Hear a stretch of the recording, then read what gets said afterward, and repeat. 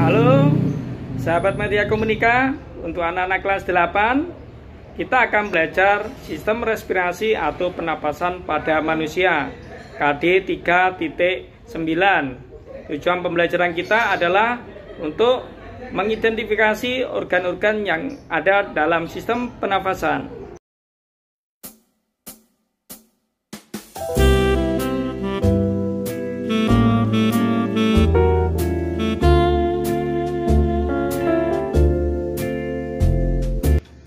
Proses pernafasan pada makhluk hidup untuk mengambil gas oksigen atau O2 ke dalam tubuh dan mengeluarkan gas karbon dioksida ke luar tubuh. Konsep tersebut akan dikembangkan bahwa di dalam tubuh itu oksigen akan digunakan untuk mengoksidasi zat makanan sehingga menghasilkan energi. Nah, prosesnya disebut oksidasi biologis, di mana zat makanan berupa C6H12O6, kemudian ada oksigen, diubah menjadi CO2 dan H2O serta energi. Dan hal tersebut menunjukkan bahwa pernafasan itu tidak hanya pertukaran O2 dan CO2, karena ada dua proses yang esensial. Yang pertama adalah pernafasan eksternal atau luar, di mana pertukaran O2 dan CO2 yang terjadi di antara udara dalam gelembung paru-paru atau alveolus dengan darah dalam kapiler. Yang kedua adalah pernafasan internal atau pernafasan dalam, di mana ini terjadi pertukaran O2 dan CO2 antara darah dalam kapiler dengan sel-sel jaringan tubuh. Nah, ini jika kita amati pada gambar tersebut merupakan organ pernafasan. Kita akan mempelajari organ-organ tersebut ya. Jika kita amati pada bagian atas samping kiri ini ada hidung, kemudian mulut ya. Kemudian ada faring, laring, trakea, kemudian masuk ke paru-paru. Ya, sebelumnya ada bronkus dan bronkiolus. Di sini ada pleura atau selaput pelindung paru-paru. Dan ini yang terkait tadi dengan pernafasan internal atau dalam. Pertukaran terjadi antara alveolus ya dengan kapiler darah di sini. Oke, untuk lebih detailnya kita simak berikut ini. Organ yang pertama adalah hidung. Merupakan organ pernapasan yang langsung berhubungan dengan udara luar. Jika kita perhatikan pada struktur rongga hidung tersebut, terdapat 3 bagian yang penting. Yang pertama, rambut hidung. Fungsinya menyaring partikel debu yang masuk bersama udara. Yang kedua, selaput lendir atau mukosa. Fungsinya menangkap benda asing yang masuk terhirup saat bernafas. Misalnya debu, virus, dan bakteri. Yang ketiga, konka. Mempunyai banyak kapiler darah. Fungsinya menyamakan suhu udara yang terhirup dari luar dengan suhu tubuh, atau menghangatkan udara yang masuk ke dalam paru-paru. Organ selanjutnya adalah tekak atau biasa disebut sebagai faring.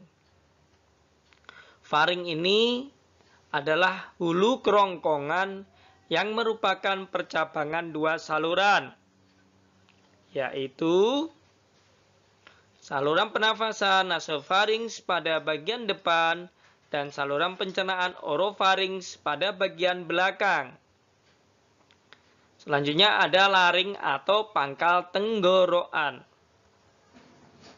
Letaknya di antara faring dan trakea. Tersusun dari 9 tulang rawan, salah satunya merupakan 2 lempeng kartilago berbentuk segitiga yang membentuk jakun. Di sini terdapat 2 bagian. Yang pertama adalah epiglotis, yaitu kartilago tulang rawan elastis seperti daun yang dapat membuka dan menutup secara otomatis. Yang kedua adalah pita suara, berupa 2 pasang lipatan selaput lendir yang dapat bergetar dan menghasilkan suara.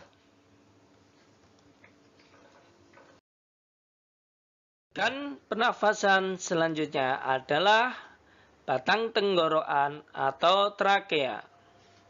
Merupakan organ pernafasan yang menghubungkan laring dengan bronkus. Terletak di bagian dalam leher yang tepatnya di depan kerongkongan. Dindingnya tersusun dari cincin-cincin tulang rawan dan selaput lendir yang terdiri dari jaringan epitel bersilia. Fungsi silia pada dinding trakea ini adalah untuk menyaring benda-benda asing yang masuk ke dalam saluran pernafasan.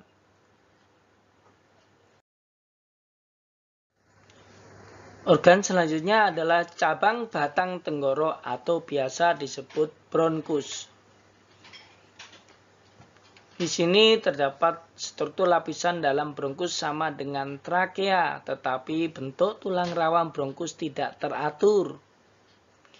Cincin tulang rawan bronkus lebih besar. Bronkus bercabang-cabang lagi menjadi bronkiolus.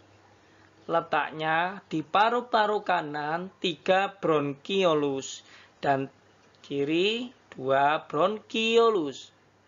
Tersusun atas lempengan tulang rawan yang berdinding tipis dan terdiri dari otot polos.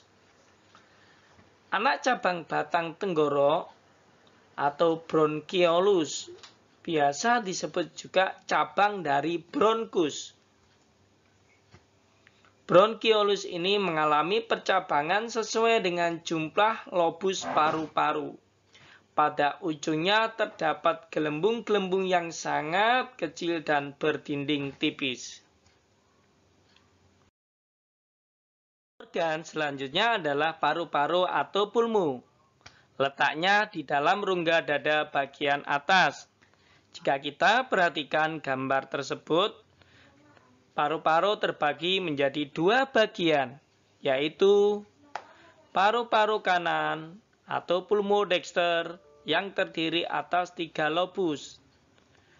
Kemudian paru-paru kiri atau pulmosinister yang terdiri atas 2 lobus. Paru-paru ini dibungkus oleh 2 selaput yang disebut pleura. Fungsi pleura melindungi paru-paru dari gesekan saat mengembang dan juga saat mengempis. Di dalam paru-paru terdapat gelembung udara paru-paru atau alveolus yang jumlahnya 300 juta buah. Sangat banyak sekali ya anak-anak. Nah, fungsi dari alveolus ini sangat berperan penting dalam pernafasan, yaitu sebagai tempat difusi atau pertukaran antara gas oksigen dengan CO2.